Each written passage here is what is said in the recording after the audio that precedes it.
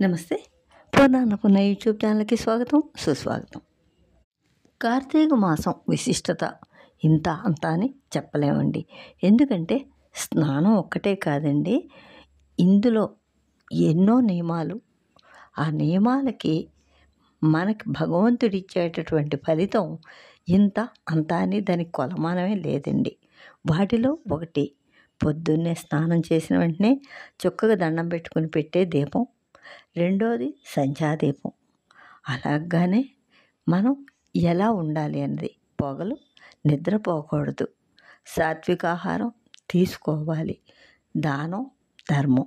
వీటితో పాటుగా ముఖ్యమైనది, వీటిలో కొన్ని చేయగలిగినవి ఉండొచ్చు, చేయలేనివి ఉండొచ్చును. కానీ మనిషి చేయగలిగేది అంటే ఒక్క రూపాయి ఖర్చు పెట్టక్కర్లేకుండా కష్టపడితే ఆ కష్టంతో ఎంతో మోక్షం పొందొచ్చునండి. అది ఏంటంటే భారత రామాయణం, భాగవతం లాంటి గ్రంథాలు మనకి ఇతిహాసాలని అవి పెట్టుకుని ఈ కార్తీక మాసంలో పగటిపూటలో చదవటం ఒకటండి.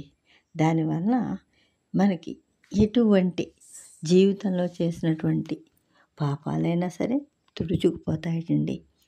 అటువంటి దాంట్లోదే ఈరోజు ఈ పద్యాలు బలి చక్రవర్తి కథనంలోనివి. ఈ పుస్తకం కూడా ఇది ఎప్పటిదోనండి. దీనికి కనీసం ఒక 130-150 సంవత్సరాల వయసు ఉంటుందండి. ముట్టుకుంటే కాగితాలు చిరిగిపోతున్నాయి. ఈ పుస్తకం అమ్మ నాకు ఇచ్చిన పుస్తకం అండి. అమ్మకి వాళ్ళ అమ్మమ్మ తాతగారు ఇచ్చిన పుస్తకం అండి. దీంట్లో ప్రత్యేకత, పారిజాక్షులందు వైవాహికములందు ప్రాణ విత్తమాన భంగములను జకిత గోకులాగ్ర జన్మ రక్షణమందు బొంకవచ్చు నగము వందడదిపా